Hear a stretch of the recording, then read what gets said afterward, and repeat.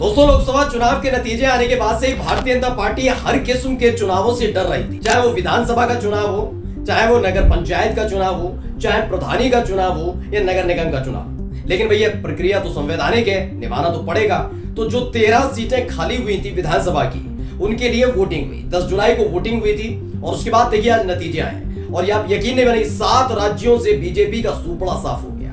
ये हालत तब है जब भारतीय जनता पार्टी के दिग्गज नेता तकरीबन 3 महीने पहले तक 400 पार का नारा दे रहे थे, वहां भी पूरा नहीं हुआ और 7 राज्यों से इतनी बड़ी बुरी खबर निकलकर बीजेपी के लिए आई है कि पूरी की पूरी भारतीय जनता पार्टी में हड़कंप मच गया है। नमस्कार, मैं हूं प्रज्वल गौतम और आप देख रहे हैं द हिंदुस्तान पोस्ट। 10 जुलाई को 7 राज्यों की 13 विधानसभा सीटों पर उपचुनाव हुआ, वोटिंग हुई। वोटिंग के दौरान की अलग अलग तस्वीरें मैंने आपको दिखाई भी थी, किस तरह से मंगलौर में, खासतौर पर उत्तराखंड के मंगलौर में, जहां पर दलित वोटर्स और मुस्लिम वोटर्स सबसे ज्यादा निर्णायक भूमिका में है, वहां पर बीजेपी का कभी खाता नहीं खुला। बस वहां खाता कैसे भी खुल जाए उसके लिए सब कुछ दांव पे चला गया।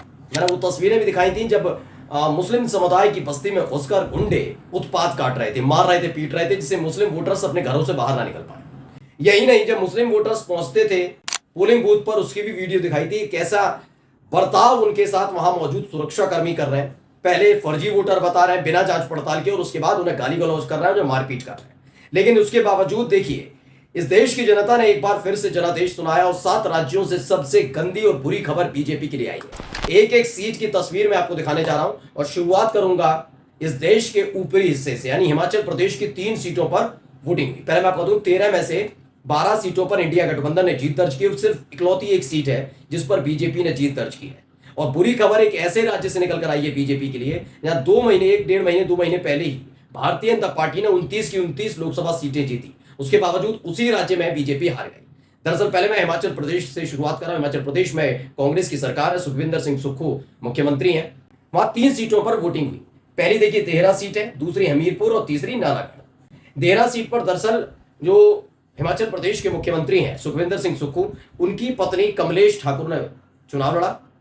अब यहां पर हुआ क्या है देखिए, देहरा सीट पर हुआ क्या, देहरा, हमीरपुर और नालागढ़ पर क्या था कि आपको याद होगा राज्यसभा चुनाव जब हुए थे, लोकसभा चुनाव से ठीक पहले, तब हिमाचल प्रदेश, उत्तर प्रदेश और कर्नाटक में राज्यसभा के वोटिंग के दौरान क्रॉस वोटिंग के लिए पूरी तैयारी में थे बीजेपी। उत्तर प्रदेश में भी खेल किया, हिमाचल प्रदेश में भी किया। 6 कांग्रेस के विधायकों को बागी किया गया था। 3 निर्दलीयों ने इसी जुगत में इस्तीफा दिया कि कम से कम इस्तीफा देंगे, दोबारा चुनाव होगा और उसके बाद आराम से मंत्री बन जाएंगे। इन्हीं 3 निर्दलीय प्रत्याशियों को, नेताओं को, विधायकों को जिन्होंने इस्तीफा दिया था, जिनकी वजह से सीटें खाली हुई, उन्हीं को बीजेपी ने दोबारा से प्रत्याशी बना दिया। लेकिन खबर क्या है पहले देखिए, 13 सीट पर कांग्रेस ने जीत दर्ज की, कमलेश ठाकुर ने। नालागढ़ सीट है, वहां पर भी कांग्रेस की जबरदस्त जीत हुई है और हरदीप सिंह बाबा ने जीत दर्ज की है वहां पर। अब आइए हमीरपुर सीट हिमाचल प्रदेश की, जहां पर बीजेपी ने जीत दर्ज की है। इकलौती यही सीट है, 13 में से सिर्फ इकलौती ये सीट है जहां बीजेपी आगे चल रही है, जीत की तरफ है। आगे बढ़ते हैं, अब आते हैं जरा पंजाब पर। पंजाब में देखिए जालंधर वेस्ट यानी जालंधर पश्चिम सीट है, जहां पर आम आदमी पार्टी और कांग्रेस, भारतीय जनता पार्टी का तो नाम ही नहीं है पंजाब में। आपने देखा ही था कैसे प्रत्याशी कूटे जा रहे थे, खदेड़े जा रहे थे, मारे जा रहे थे। इन सब के बीच पंजाब में लोकसभा चुनाव के दौरान भी कोई सीट नहीं आई, बीजेपी के हाथ नहीं लगी और यही हालत पंजाब में दोबारा से बीजेपी के सामने हुई है। दरअसल फाइट सीधे सीधे कांग्रेस में और आम आदमी पार्टी के बीच में थी। उस बार आम आदमी पार्टी के जो प्रत्याशी हैं मोहिंदर भगत, उन्होंने जीत दर्ज की, इंडिया गठबंधन की एक और जीत। अब आगे आते हैं जरा नीचे और उत्तराखंड की 2 सीटों पर चुनाव वोटिंग हुई। एक थी बद्रीनाथ और दूसरी थी मंगलौर, जिसके मंगलौर का मैंने अभी जिक्र किया आपसे।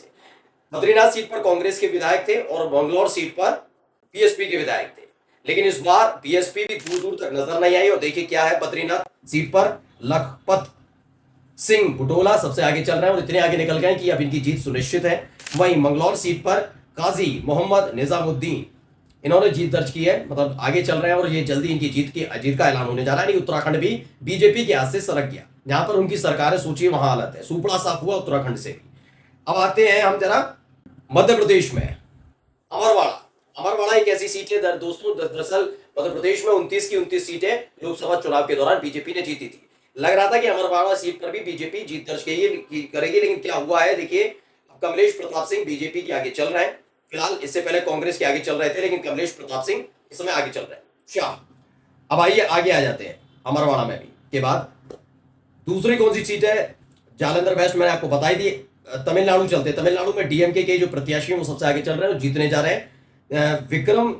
विक्रमवांडी सीट थी, उस पर उपचुनाव हुआ। यहाँ पर भी भारतीय जनता पार्टी, यहाँ तो खुलना ही तय नहीं था। उत्तर भारत में तो पहले से ही लात मार के बाहर निकाल दिया गया है बीजेपी को, तो बीजेपी का वहां अस्तित्व नहीं है। तो तमिलनाडु में डीएमके जीत दर्ज करने जा रही है। अब आते हैं पश्चिम बंगाल की सीटों पर।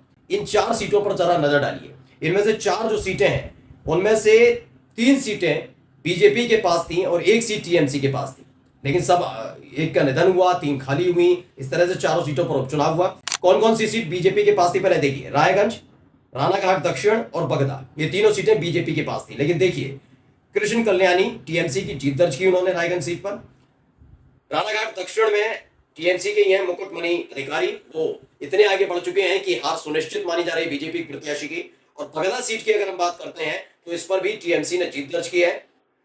मधु पन्ना ठाकुर है, उन्होंने जीत दर्ज की है। और मानिकतला जो सीट है, चौथी सीट है पश्चिम बंगाल की, ये टीएमसी के जो विधायक थे उनके निधन के बाद खाली हुई थी। उनकी पत्नी को टिकट दी ममता बनर्जी ने। तो सुप्रीति पांडे इतनी लीड कर रही हैं कि जीत की तरफ बढ़ चुकी है, बीजेपी का खाता नहीं खुलेगा। हाँ, एक सीट का मैं जरूर जिक्र करूंगा, ये सीट है रुपौली, बिहार की रुपौली। दरअसल आपको मालूम ही है कि बिहार में हुआ क्या हाल ही में। बिहार में तेजस्वी यादव के साथ नीतीश कुमार सरकार में थे।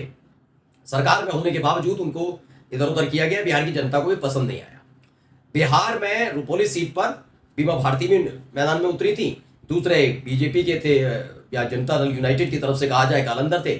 लेकिन नीतीश कुमार के साथ जो व्यवहार किया गया हाल ही में, जैसे वो मनोज कुमार वर्मा को बनाना चाहते थे कार्यकारी अध्यक्ष, दबाव में कैसे बनाया संजय जागू, ये तमाम चीजें देख रहे थे। उन्हें मालूम था अगर बिहार की रुपौली सीट पर जनता दल यूनाइटेड कब्जा कर लेती है तो उसे बीजेपी अपनी जीत के तौर पर दिखाएगी। तो सोचिए, नीतीश कुमार पहुंचे, सम्राट चौधरी पहुंचे, तमाम बड़े बड़े बीजेपी के नेता पहुंचे, फिर भी रुपौली सीट पर शंकर सिंह है, ये निर्दलीय हैं, वो आगे चल रहे हैं, जीत की तरफ बढ़ रहे हैं। यानी कुल मिलाकर 13 सीटों में से 12 सीटें 11 से 12 सीटें इंडिया गठबंधन के खाते में जा रही हैं।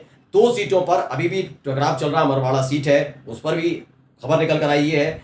वहीं नालागढ़ हमीरपुर जो सीट है वहां पर भी अभी लीड कर रही है भारतीय जनता पार्टी। कुल मिलाकर सोचिए कि ये हालात है। तभी मैं आपसे शुरुआत में कह रहा था कि इनको ये लगता है कि चुनाव इस दौर में अगर कैसे भी करके रोक लिए जाए, क्योंकि इस साल के आखिर में होना ही है। महाराष्ट्र में चुनाव होना है, हरियाणा में होना है, झारखंड में होना है और जम्मू कश्मीर के लिए भी कहा जा रहा है। अगर इन 4 राज्यों में इसी समय चुनाव होता है तो भारतीय जनता पार्टी का खाता तो कहीं खुलने वाला है नहीं। क्योंकि ताजा हालात बता दिए, 7 राज्यों की 13 सीटों पर अगर ये हालात है, जिसमें से ज्यादातर राज्यों में उनका सुपड़ा साफ हो जाना, उत्तराखंड में सुपड़ा साफ हो जाना, पंजाब से सुपड़ा साफ हो जाना, मध्य प्रदेश में भी हालात यही, बिहार की 1 सीट पर भी चुनाव जीतना कर पाए, तमिलनाडु में तो हालात ही नहीं थे, पश्चिम बंगाल को लेकर बड़ी बड़ी बातें हो रही थी, वहां से 3 सीटें खुद जीती हुई सीटों को हार जाना। ये भारतीय जनता पार्टी का सबसे बुरा दौर चल रहा है कि 7 राज्यों में करारी हार का सामना करना। नमस्कार।